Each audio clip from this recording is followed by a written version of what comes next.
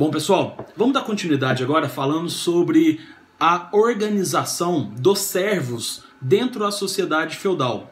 Bom, os servos eles eram também divididos em alguns grupos. Nós vamos ter o grupo dos laboratores, que eram aqueles responsáveis pelo trabalho nas terras feudais, tanto no manso servil quanto no manso senhorial. Nós vamos ter os escravos, que ficavam mais responsáveis pelos trabalhos domésticos, tanto aos senhores feudais quanto também aos próprios laboratores. Nós temos os ministeriais, que, embora o nome nos traga na memória alguma coisa em relação à religião, os ministeriais eram responsáveis pelos serviços do senhor feudal. São pessoas responsáveis para atender apenas às necessidades do senhor feudal. E também vamos ter os vilões, que recebiam pequenas propriedades de terras para poder trabalhar na segurança do senhor feudal e da propriedade feudal. As relações políticas dentro da sociedade feudal também eram muito determinadas, muito organizadas. Nós vamos ter a sucerania e a vassalagem, que eram formas de relação social criadas entre os senhores feudais e os reis e os monarcas, aonde os reis criavam compromissos e, em troca, recebiam a sustentação, o apoio dos senhores feudais, inclusive quanto à questão da proteção.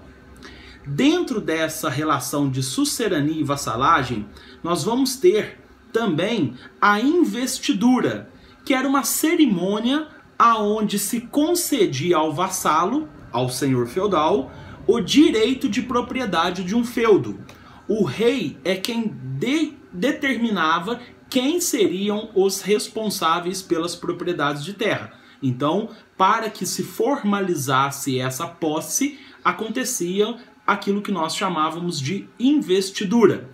Também nós vamos ter o juramento de fidelidade, aonde o senhor feudal presta ao monarca a palavra de que ele será fiel àquele termo de reciprocidade existente entre o senhor feudal e o monarca e o rei.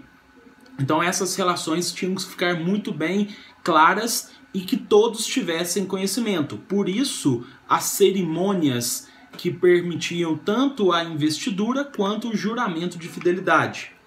Outra instituição social era a instituição da reciprocidade, aonde todos os membros da sociedade feudal, eles permitiam-se o auxílio mútuo para questões militares. Se um senhor feudal precisasse de proteção, outro lhe daria o apoio.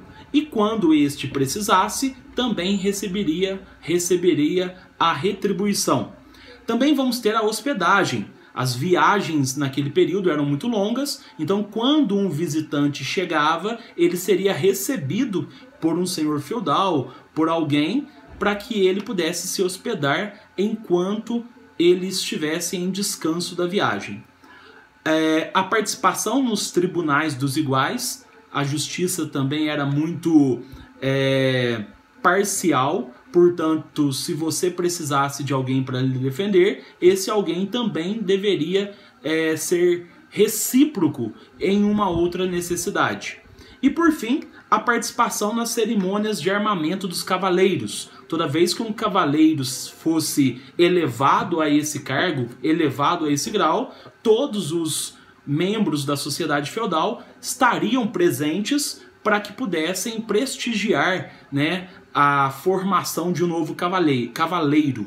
E por fim também a contribuição nos dotes das filhas. Quando a filha de um senhor feudal fosse dada em casamento, todos os membros da sociedade feudal contribuiriam para poder aumentar o dote que iria junto da noiva para o seu futuro esposo.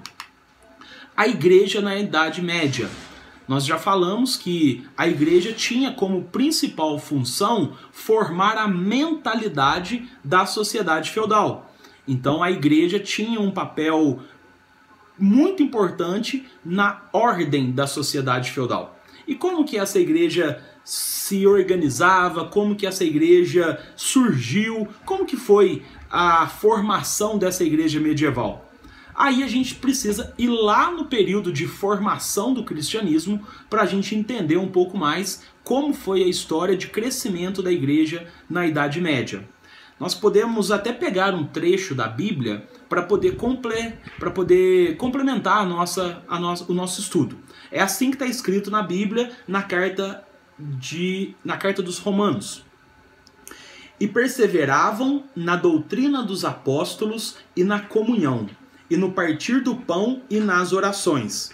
E em toda a alma havia temor, e muitas maravilhas e sinais se faziam pelos apóstolos. E todos os que criam estavam juntos, e tinham tudo em comum.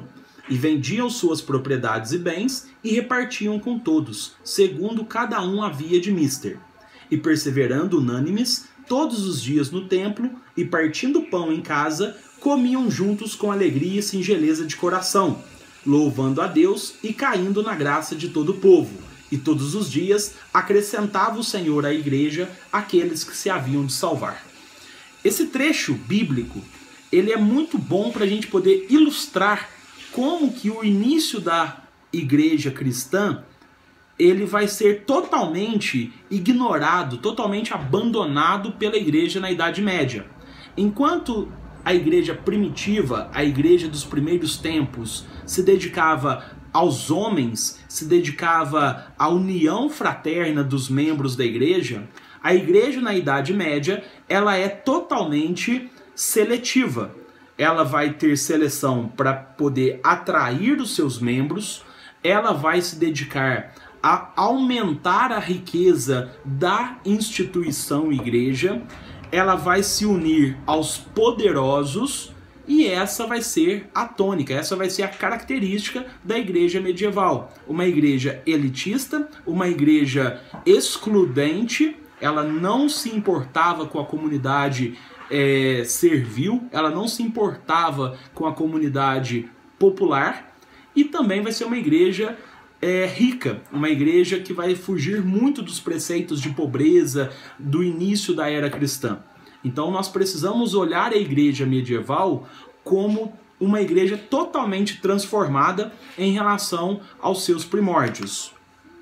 Na organização dessa igreja medieval, nós vamos ter o alto clero, originado na nobreza, formado por membros da nobreza, formado por bispos e abades, o baixo clero, que é originado nas camadas mais inferiores, formada também pelos padres e pelos monges, o clero secular, focado em interesses mais profanos, interesses seculares, ou seja, resolvia as questões das terras, das propriedades, do poder, e vamos ter também o clero regular, que vai ficar isolado em mosteiros, dedicando-se à pobreza, à castidade, à obediência e principalmente à oração. Então essa é a cara da igreja durante o período medieval. Daqui a pouco a gente volta com a terceira e última parte dessa matéria sobre Idade Média e feudalismo.